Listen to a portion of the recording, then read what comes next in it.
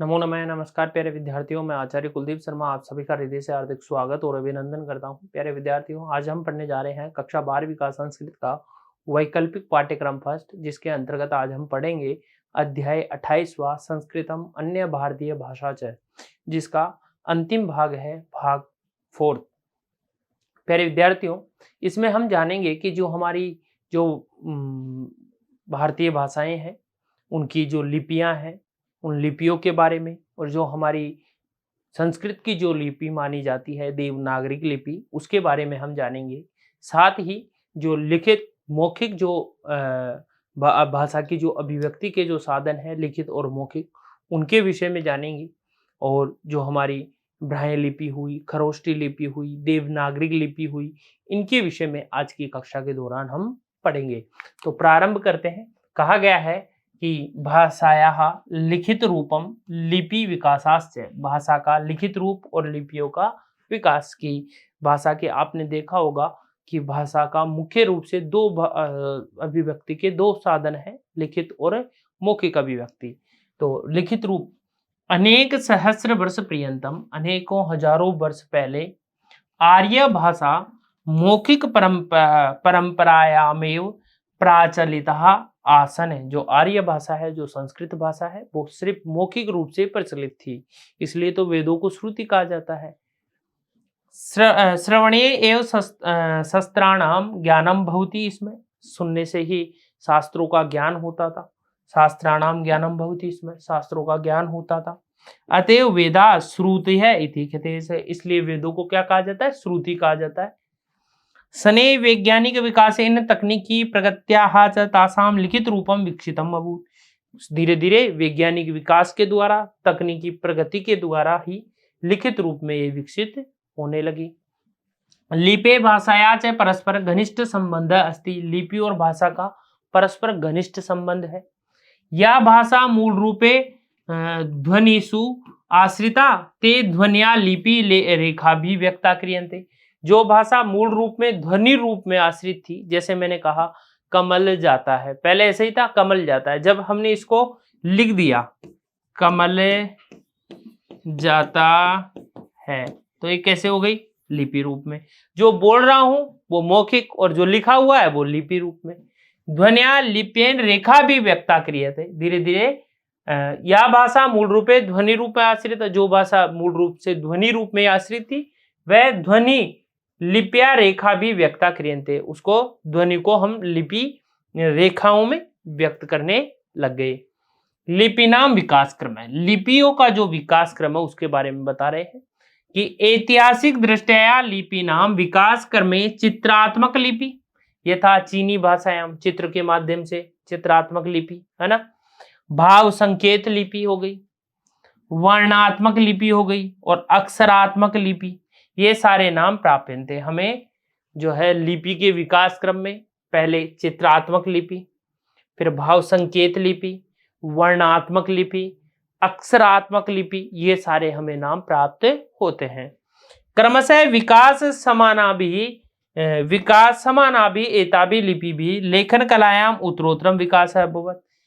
क्रमशः है विकास समानाभि, विकास समाओं के द्वारा, विकसमानाभि एताभि लिपि भी, ये जो लिपियां हैं इनके द्वारा लेखन कलायाम उत्तरोत्तर विकास है अभवत।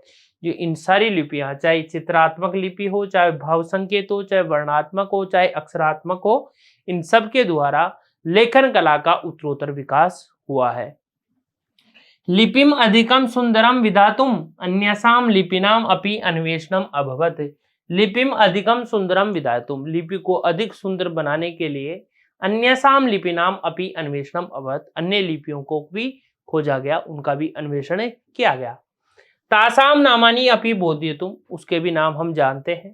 तासंति, वह है ब्राह्मी लिपि, खारोष्टी लिपि, ठीक है, उर्दू भाषा में ब्राह्मी लिपि में इस प्रकार लिखा जाता है, बाएं से दाएं, और खरोष्टी में दाएं से बाएं लिखा जाता है। गुप्त लिपि, कुटिल लिपि, शारदा लिपि, ये सारी लिपियां भी है। इसके अलावा अपि जानन्ति भवन्तः यस्या लिपे वयम संस्कृत भाषायाम हिंदी भाषायाम च प्रयोग कुर्मः तासाम लिपे नाम किमस्ति। आप जानते हैं अपि जानन्ति भवन्तः, यस्या लिपि वयम संस्कृत भाषाया हिंदी भाषाया च प्रयोग कुर्मः। जो लिपि हम संस्कृत भाषा और हिंदी भाषा जिस लिपि को काम में लेते हैं वो कौन सी लिपि है, बताओ फटाफट। कौन सी लिपि है जो संस्कृत भाषा, ये जो हल लिखी हुई है संस्कृति या हम हिंदी लिखते हैं, वो कौन सी लिपि में है? सा लिपि अस्ति देवनागरी लिपि। यानी संस्कृत की जो लेखन लिपि है वो तो है देवनागरी, और टंकन लिपि श्री लिपि। ध्यान रखना, लेखन लिपि संस्कृत जो है ना, संस्कृत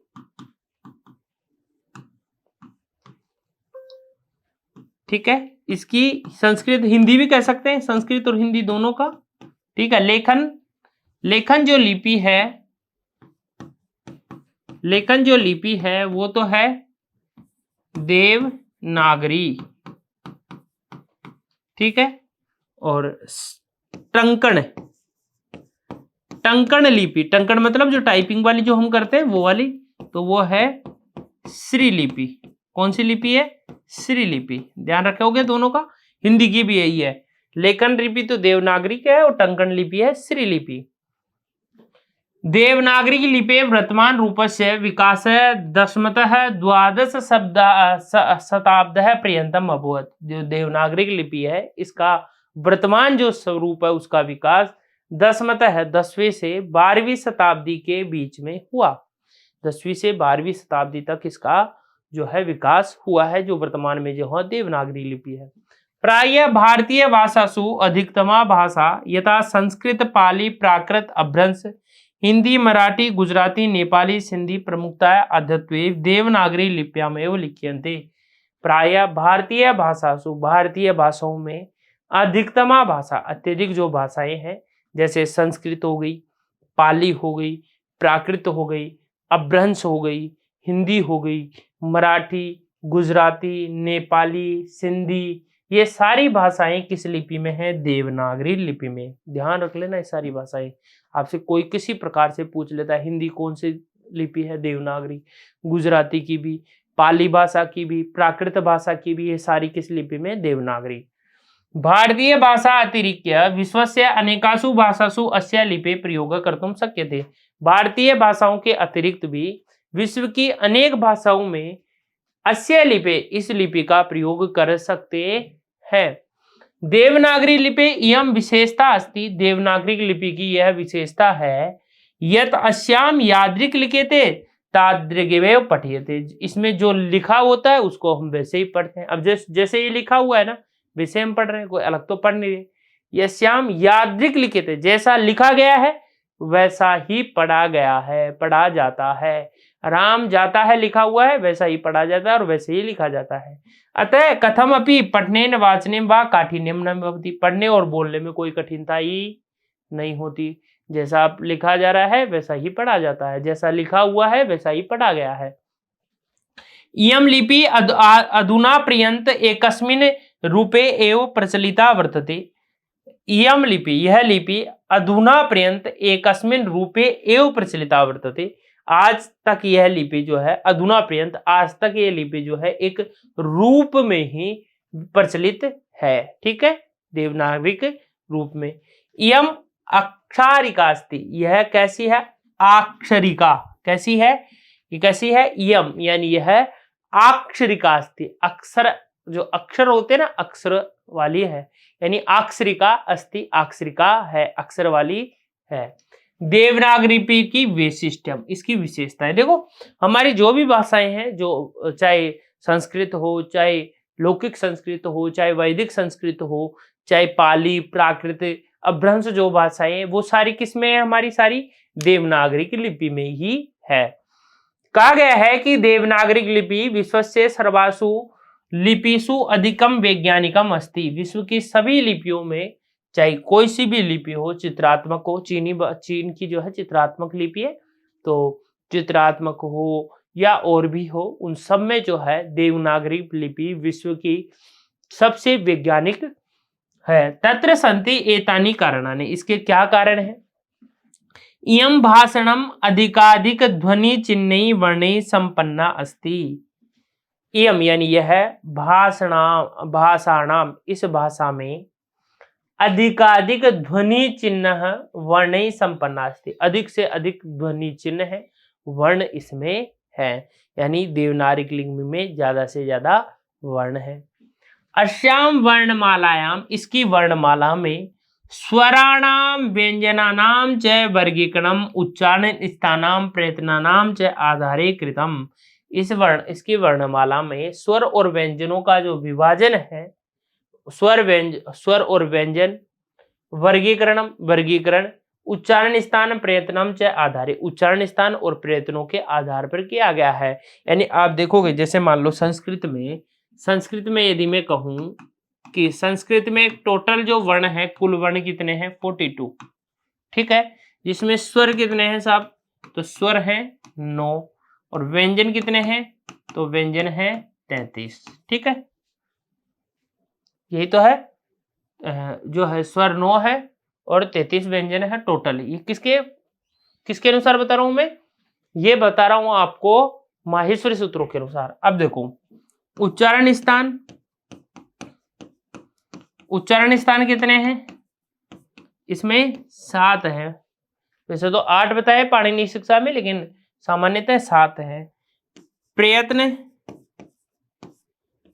2 हैं, कितने हैं 2। आभ्यंतर प्रयत्न और दूसरा है बाह्य प्रयत्न, ये 2 प्रयत्न है। आभ्यंतर प्रयत्न 5 और बाह्य कितने होते हैं 11। इस प्रकार ये पूरा वर्गीकरण किया गया है, जो स्वर व्यंजन है उन सब के आधार पर, उच्चारण स्थान, आभ्यंतर प्रयत्न, इनके आधार पर किया गया है। प्रत्येकम स्वर वर्णया मात्रा चिन्ह निश्चितानि, प्रत्येक स्वर वर्ण की मात्रा चिन्ह, देखो ए की 1 है, आ की 2 है, ठीक है, ई की इस प्रकार है, ठीक है, छोटी ई की तो वैसे ही है डायरेक्ट ही, और बड़ी ई की आपने देखा होगा ऊ की इस प्रकार है। तो सारे जितने स्वर वर्ण है मात्रा चिन्ह निश्चित है। एसाम प्रयोगेण स्वर युक्त व्यंजनानि उच्चारण अनुरूप में स्वतंत्र तेषु अक्षरेषु लिपिबद्धानि कर्तुम शक्यते। ऐसा प्रयोगेण, इनके प्रयोग के द्वारा, इन स्वरों के द्वारा, जैसे हमने कहा आम, राम, तो आ की मात्रा लग जाती है राम, देखो राम, ठीक है। जैसे हमने कहा जो है कुरूप, तो कु ऊ की लग गई, रू ऊ की लग गई, तो ऐसे इनका प्रयोग स्वर युक्त व्यंजनानि उच्चारण अनुरूप में, स्वर युक्त व्यंजनों के उच्चारण के अनुरूप ही स्वतंत्र रूप से अक्षरेषु लिपिबद्धानि कर्तुम, स्वतंत्र रूप से अक्षरों में लिपिबद्ध कर सकते हैं इनको, ठीक है। अस्य न्यून स्थाने अधिक शब्दाः शीघ्रतया लिखितुम शक्यते, कम स्थान पर अधिक शब्द हम शीघ्रता से लिख सकते हैं। अस्याम अनुनासिक ध्वनि नाम कृते पृथक पृथक स्वतंत्र वर्णाः न्यामगणनम इति सन्ति ते विश्वस्य अन्यसाम लिपि न अस्ति। इसके अनुनासिक जो ध्वनि है उसके लिए पृथक पृथक स्वतंत्र वर्ण, भाई जो ये 5वें वर्ण होते हैं ना प्रत्येक वर्ग के, संस्कृत में 5 वर्ग होते हैं, क वर्ग, च वर्ग, ट वर्ग, त वर्ग और प वर्ग। इनका जो पंचम वर्ण होता है वो कौन सा वर्ण कहलाता है, अनुनासिक। और ये किसी भी अन्य विश्व की और भाषाओं में ये नहीं मिलता आपको, ये सारे अनुनासिक, यानी इनका उच्चारण मुख और नासिका दोनों है, मुख सहित नासिका वचनो अनुनासिकम, जो मुख और नासिका दोनों से बोले जाए वो अनुनासिक कहलाते हैं। तो यह म ये जो है विश्व की अन्य लिपियों में नहीं है। अस्य लेखन मुद्रा टंकन च सर्वत्र वर्णा समाना भवन्ति, इसके लेखन, मुद्रण, टंकन ये सभी वर्ण जो है समान होते हैं, इसमें लेखन भी समान होगा, मुद्रण भी, टंकन भी सारे समान होते हैं। इयं लिपि संगणक यंत्रस्य कार्यक्रमाणाम कृते आदर्श लिपि अस्ति, संगणक यंत्र के कार्यक्रमों के लिए सबसे आदर्श लिपि मानी जाती है। अन्या बहुना भारतीय भाषाया विषया संगणक यंत्रे अनूद्य प्रस्तुयन्ते, अन्य बहुत सी भारतीय भाषाओं के विषय में संगणक यंत्र में अनूद्य प्रस्तुयन्ते यहाँ प्रस्तुत किए गए हैं इन सब के बारे में। तो जो देवनागरी विशेषताएं हैं देवनागरी लिपि की, उसके बारे में यहाँ बताया गया है।